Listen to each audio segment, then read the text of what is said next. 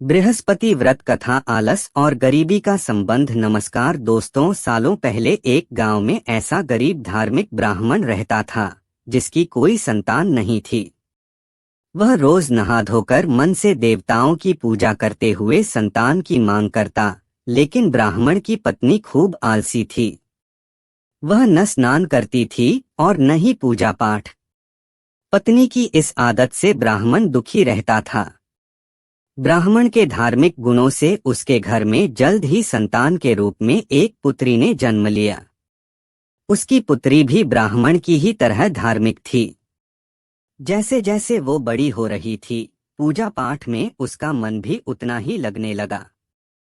वह हर रोज सुबह उठती, स्नान करती और भगवान विष्णु का ध्यान व जप करती थी। इसी तरह वो बृहस्पतिवार का उपवास भी करने लगी। इससे ब्राह्मण के घर की गरीबी भी दूर होती गई।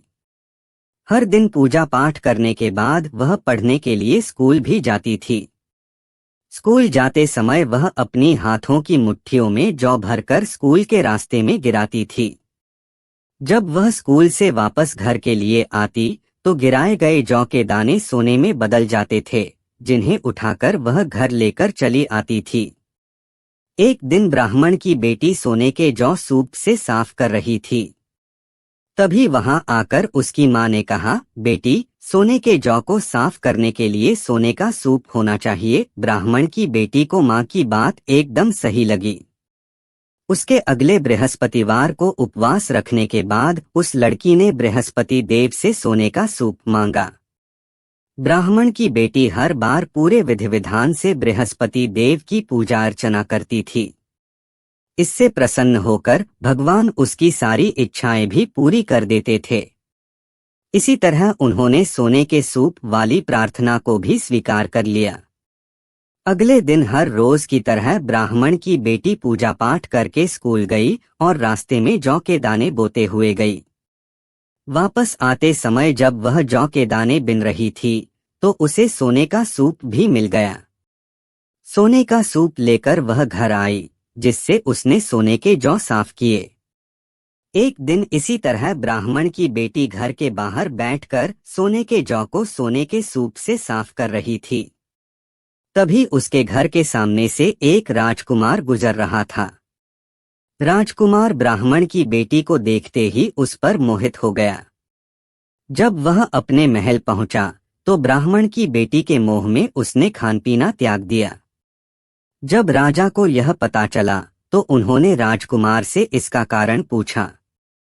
राजकुमार ने अपने दिल का सारा हाल राजा को बताया। अगले ही दिन राजा अपने मंत्री के साथ ब्राह्मण के घर गया और ब्राह्मण के सामने उसकी बेटी का विवाह अपने राजकुमार से करवाने का प्रस्ताव रखा।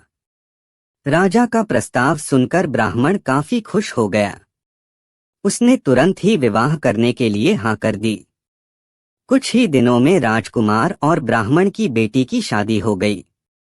इधर ब्राह्मण की बेटी शादी होने के बाद अपने ससुराल चली गई।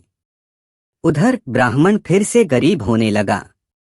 उसके बुरे दिन दोबारा वापस आ गए। एक दिन ब्राह्मण अपनी बेटी से मिलने के लिए उसके ससुराल गया। पिता की हालत देखकर उसने बहुत सारा धन देकर ब्राह्मण को विदा किया। बेटी का दिया हुआ धन कुछ ही दिनों में खत्म हो गया और ब्राह्मण गरीबी की वजह से परेशान हो गया।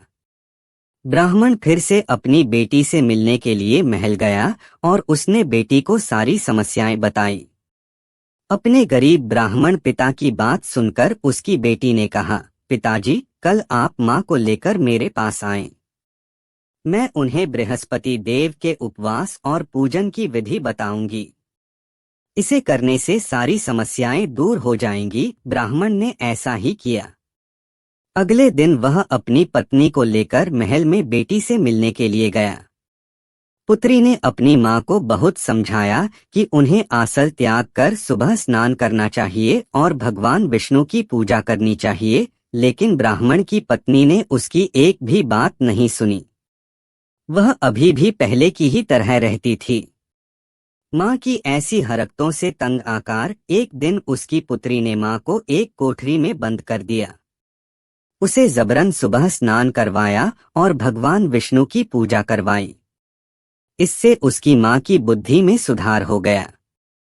अगले ही दिन से ब्राह्मण की पत्नी सुबह उठती, स्नान करती और भगवान विष्णु की पूजा करती।